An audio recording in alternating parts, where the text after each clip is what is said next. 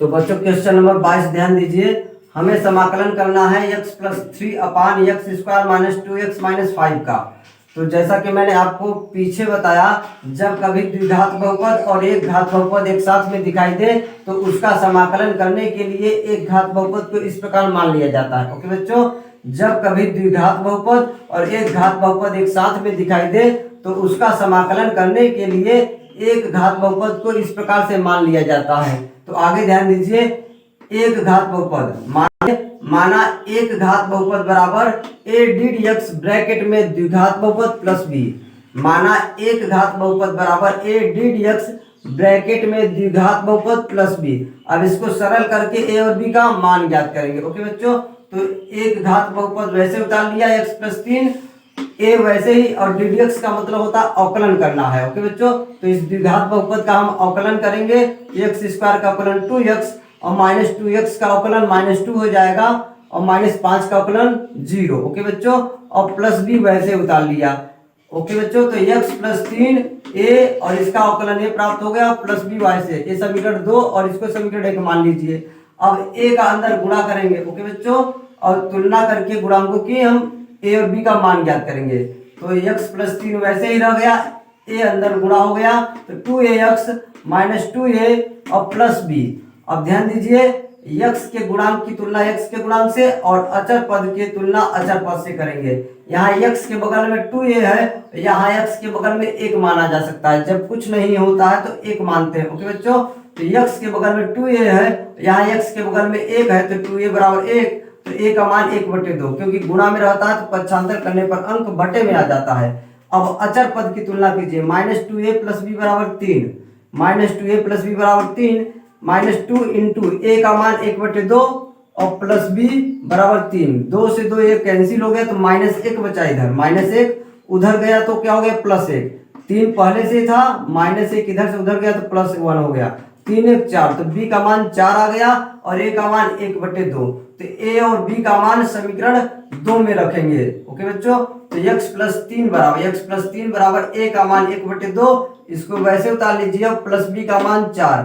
तो अब इसका मतलब है बच्चों, x प्लस 3 के जगह हम ये वैल्यू यहाँ पर रख सकते हैं। ओके बच्चों, x प्लस 3 के जगह अंश में हम ये लिख सकते हैं। तो आपका क्वेश्चन नंबर 22 अब बदल गया, इस तरह से बन गया। तो x प्लस 3 के जगह आप ध्यान दीजिए, इसको आपने रख दिया और हर वाला वैसे उतार दिया, हर वाला। बच्चों ध्यान दीजिए, x प्लस 3 के जगह आपने इसको लिख दिया और हर वाला वैल्यू वैसे उतार लिया, बाकी dx। ओके बच्चों, अब इसके बाद जैसा कि मैंने बताया अलग अलग करते हैं, इस पद को इसके साथ अलग करते हैं और इसके साथ इसको अलग कर लेते हैं। तो 1/2 आपका बाहर हो गया, अंक है अचर पद है 2x माइनस 2 बटे इतना आपका हो गया, और प्लस 4 बाहर हो गया, 4 अंक है 4 बटे इतना हो जाएगा, 4 बटे इतना। तो 4 को बाहर ले लिया गया, उससे कोई फर्क नहीं पड़ेगा। ओके बच्चों, अब आगे इसको हम अलग हल करेंगे, इसको अलग हल करेंगे और मान रख देंगे यहाँ पर, तो हमारा आंसर आ जाएगा। तो अपनी सुविधा के लिए इसको I1 मान लिया गया है और इसको I2 मान लिया गया। ओके बच्चों, तो 1/2 ऐसे रह गया, इसको I1 मान लिया, और 4 वैसे ही रह गया, इसको I2 मान लिया। ओके बच्चों, समीकरण 3 मान लीजिए। तो I1 और I2 का मान निकालेंगे, हल करेंगे और समीकरण 3 में रख देंगे तो हमारा आंसर आ जाएगा। ओके बच्चों, तो I1 का मान ये है, आपने ऐसा नोट कर लिया। तो ध्यान दीजिए, ये मान आप ध्यान दीजिए, ये डायरेक्ट फार्मूला एक होता है जैसा कि यहाँ पर मैंने लिखा है। तो बच्चों ध्यान दीजिए, I1 का मान ये हो गया और I2 का मान ये हो गया। ओके बच्चों, तो I1 को पहले हम हल करेंगे। तो I1 का मान आपने नोट कर लिया, 2x minus 2 upon x square minus 2x minus 5। अब इसका समाकलन डायरेक्ट ये हो गया, जैसा कि क्वेश्चन नंबर 18 में मैं ये फार्मूला बता चुका हूँ तरीका। यहाँ पर ध्यान दीजिए, एफ डैश एक्स बटे एफ एक्स, यानी हर का समाकलन अंश में हो, हर का एफ एक्स का अवकलन जो। बच्चों ध्यान दीजिए, I1 का मान ये हो गया, तो I1 का मान आपने नोट कर लिया। अब इसका समाकलन ये डायरेक्ट हो गया, इसका समाकलन ये डायरेक्ट हो गया। बच्चों मैं जैसा कि क्वेश्चन नंबर 18 में इस प्रकार का क्वेश्चन बता चुका हूँ, फार्मूला इसका आप समझिए। यहाँ पर एफ डैश एक्स बटे एफ एक्स, यानी इसका अवकलन ये है। ओके बच्चों, इसका अवकलन ये है, तो इसका डायरेक्ट समाकलन ये हो जाता है। ओके बच्चों, यानी हर वाले का अवकलन यदि अंश हो, हर वाले का अवकलन यह अंश हो, तो इसका डायरेक्ट समाकलन करेंगे तो ये हो जाएगा समाकलन। ओके बच्चों, एफ एक्स का अवकलन एफ डैश एक्स है, एफ एक्स का अवकलन एफ डैश एक्स है, तो इसका जब समाकलन किया जाता है तो direct log of F x प्राप्त हो जाता है। ओके बच्चों, तो इसी फार्मूले का यहाँ पर प्रयोग किया गया है। यहाँ पर जैसे कि क्वेश्चन नंबर 18 में ध्यान दीजिए, इसका अवकलन ऊपर वाला है, आप यहाँ ध्यान दीजिए, इसी का अवकलन किया है आपने, प्राप्त हुआ है। ओके बच्चों, तो इसका अवकलन ये वाला है, तो इस फार्मूले से आप क्या करेंगे, डायरेक्ट वैल्यू रख देंगे। एफ एक्स का मान ये है और एफ डैश एक्स का मान ये है ऊपर वाला, तो इसको मैंने I1 का मान डायरेक्ट कर दिया। आप इसको टी मान करके भी हल कर सकते हैं। इसके बाद इसको डायरेक्ट लिखना चाहिए, मैंने इसको यहाँ पर लिख दिया है क्योंकि मैं भूल गया था, डायरेक्ट मैंने कर दिया। ओके बच्चों, तो आप इस फार्मूले को यहाँ पर लिखिएगा। उसके बाद में अब I2 का मान ध्यान दीजिए, ये है I2 का मान ये है। अब मैंने बताया द्विघात बहुपद अकेला दिखाई दे, जब द्विघात बहुपद अकेला दिखाई देता है तो उसे हम पूर्ण वर्ग विधि द्वारा एक्स स्क्वायर माइनस ए स्क्वायर के रूप में बदलते हैं। तो उसका तरीका है, एक्स के बगल वाली संख्या का आधा करते हैं। एक्स के बगल में 2 है तो 2 का आधा 1, उसको जोड़ा और उसको घटाया गया, इसको वैसे उतार दिया गया। एक्स के बगल में 2 है, 2 का आधा 1 जोड़ा और 1 घटा दिया। तो बच्चों ध्यान दीजिए, एक्स स्क्वायर माइनस 2x और plus 1, x square minus 2x और जिसको जोड़ा जाता है, तीनों पद मिल करके x माइनस 1 का होल स्क्वायर बन गया। X square minus 2x plus 1, ये तीनों मिलकर x माइनस 1 का होल स्क्वायर बन गया। -5 ध्यान दीजिए, -5 और -1 -6 हो गया। ओके बच्चों, माइनस माइनस जुड़ जाता है, चिन्ह माइनस ही रहता है। अब ध्यान दीजिए, इसके आगे इसको 6 को करने में 6 का होल स्क्वायर लिखा जा सकता है, इसका मतलब यही है। तो अब इसकी तुलना ध्यान दीजिए इस फार्मूले से कीजिए, dx बट्टे एक्स स्क्वायर माइनस ए स्क्वायर का फार्मूला होता है 1/2a log x माइनस ए बट्टे log x प्लस ए। ओके बच्चों, तो यहाँ इससे इसकी तुलना करेंगे तो x की जगह क्या दिखाई दे रहा है, x माइनस 1 दिखाई दे रहा है, और a की जगह करने में 6, a की जगह करने में 6 और x की जगह x माइनस 1। तो आप इस फार्मूले का यूज करके इस इतना बराबर आपका I2 का मान इसके आगे ये नोट करेंगे। ओके बच्चों, इसके आगे ये ध्यान दीजिए, 1/2 a का मान करने में 6, 1/2a, a का मान हो गया log x माइनस a का मान करने में 6, x minus 1 plus a। Okay बच्चों, तो आप a की जगह करने में 6 रखेंगे और x जगह x माइनस 1 रख दिए, तो आपका I2 का मान ये हो गया इस फार्मूले की सहायता से। ओके बच्चों, अब I1 का मान ये वाला जो आंसर है, और I2 का मान ये जो है, हम समीकरण 3 में रखेंगे तो I1 और I2 का मान हमें प्राप्त हो जाएगा। ओके बच्चों, अब बच्चों आगे ध्यान दीजिए, I1 का मान ये जो आया है और I2 का मान ये आया है, हम समीकरण 3 में रख देंगे तो हमको फाइनल आंसर मिल जाएगा।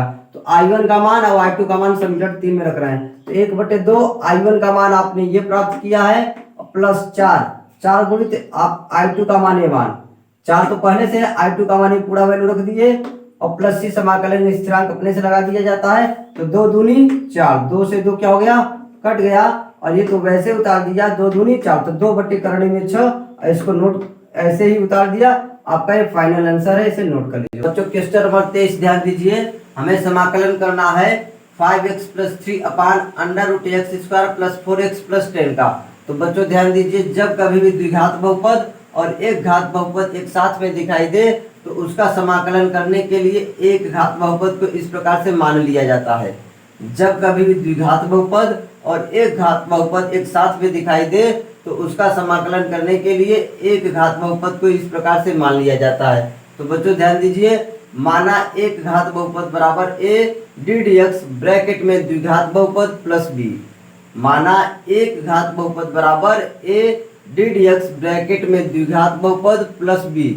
अब आगे बच्चों ध्यान दीजिए, a और b का मान ज्ञात करने के लिए इसको हम सरल करेंगे। तो 5x प्लस 3 ऐसे ही रहेगा, a भी वैसे ही रहेगा, ddx का मतलब हुआ हमको द्विघात बहुपद का अवकलन करना है, तो इसका हम जब अवकलन करेंगे तो हमको ये प्राप्त हो जाएगा, और प्लस b वैसे ही रह गया। इसको समीकरण 2 बना लीजिए बच्चों। अब a का हम अंदर गुणा करेंगे, 5x प्लस 3 ऐसे ही रह गया, a का जब हम अंदर गुणा कर देंगे तो 2ax और plus 4a plus b। Okay बच्चों, अब यहाँ पर ध्यान दीजिए, अचर पद की तुलना अचर पद से करेंगे और x के गुणांक की तुलना x के गुणांक से इधर करेंगे।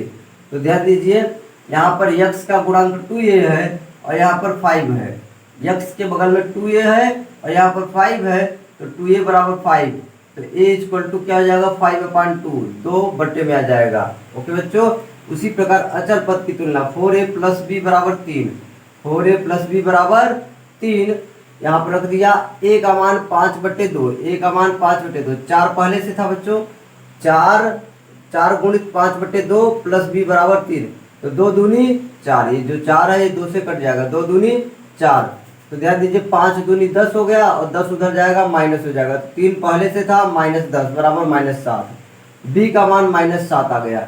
अब a का मान 5/2, b का मान -7 समीकरण 2 में रखने पर ध्यान दीजिए बच्चों, समीकरण 2 5x + 3, 5x + 3, a का मान 5/2 और ये वैसे ही रहेगा और b का मान -7 हो गया बच्चों। अब ध्यान दीजिए, इसका मतलब समीकरण 1 में 5x + 3 की जगह हम ये लिख सकते हैं, समीकरण 1 में 5x + 3 की जगह हम ये मान रख सकते हैं, तो जब हम ये मान रख देंगे तो हमारा क्वेश्चन बदल करके ये हो जाएगा। ओके बच्चों, 5x + 3 की जगह हमने ये लिख दिया और हर वाली वैल्यू वैसे उतार लिया। ओके बच्चों, अब इसके बाद दोनों पद को अलग अलग कर देंगे, ये एक पद अलग हो जाएगा इधर वाला और ये वाला इसके साथ में अलग हो जाएगा। ओके बच्चों, तो ध्यान दीजिए 5/2 बाहर हो गया, अचर पद है, 2x + 4 ये अलग हो गया और 7, यहाँ 7 एक का 7 भी लिख सकते हैं, 7 भी लिखा जा सकता है, लेकिन अचर पद है इसलिए बाहर कर दिया हमने। ठीक है बच्चों, तो 7 बाहर आ गया तो यहाँ पर 1 का गुणा हो सकता है, क्योंकि 7 में 1 का गुणा करेंगे तो 7 ही तो आएगा, तो आप ऐसा कर सकते हैं। अब उसके बाद इसका हम अलग समाकलन करेंगे, इसका अलग समाकलन करेंगे और आप क्या करेंगे, यहाँ पर मान रख देंगे तो आंसर आ जाएगा। अब ध्यान दीजिए आगे, इसको हमने अपनी सुविधा के लिए I1 माना है और इसको I2 माना है। यहाँ पर ध्यान दीजिए, इसको I1 5/2 I1 5/2 I1 इसको मान लिया गया है और इसको I2 मान लिया गया है -7 I2, इसको समीकरण 3 बना दीजिए, अर्थात I1 का मान I2 का मान अलग अलग हल करके समीकरण 3 में रख दीजिएगा तो आपका आंसर आ जाएगा। ओके बच्चों, तो I1 का मान आपको ये है दिखाई दे रहा है और I2 का मान ये है, तो I1 बराबर ध्यान दीजिए 2x + 4 / √x² + 4x + 10। अब इसका हमको समाकलन करना है, इसका हमको समाकलन करना है, तो ऐसा मैंने आपको तरीका सिखाया है। ध्यान दीजिए, एक फार्मूला f'(x/fx) अंडर रूट में। ओके बच्चों, f'(x/√fx), इसका मतलब हुआ fx का अवकलन f'(x) है बच्चों, fx का अवकलन f'(x) है, तो इसका डायरेक्ट समाकलन हो जाएगा 2√fx।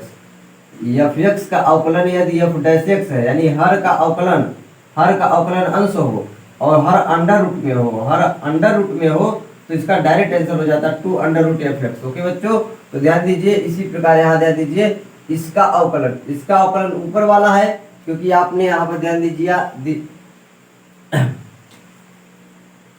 तो बच्चों ध्यान दीजिए, इसका अवकलन ऊपर वाला है, क्योंकि आप यहाँ ध्यान दीजिए, इसका अवकलन आप देखिए ये 2x + 4 ही है, इसका अवकलन आपने किया था 2x + 4 प्राप्त हुआ है, तो आप समझ पाए इसका अवकलन ऊपर वाला है, तो इसका मतलब इस फार्मूले से मैच कर रहा है, तो f(x) का मान ये हो गया और f'(x) का मान ऊपर वाला हो गया। ओके बच्चों, f(x) का मान ये हो गया और f'(x) का मान ऊपर वाला हो गया, क्योंकि इसका अवकलन ऊपर वाला है, तो इसका समाकलन हो जाएगा पूरे फलन का 2√fx, fx का मान ये है। ओके बच्चों, तो आप I1 बराबर ये डायरेक्ट भी कर सकते हैं इस फार्मूला से, ऐसा फार्मूला लिख दीजिए, और नहीं तो इसको t मान करके किया जाता है। ओके बच्चों, तो आप ऐसा भी कर सकते हैं। अब आगे ध्यान दीजिए, I2 का मान ये है, तो I2 का मान ये हो गया, आप समझ पाए। अब जब कभी भी अकेला द्विघात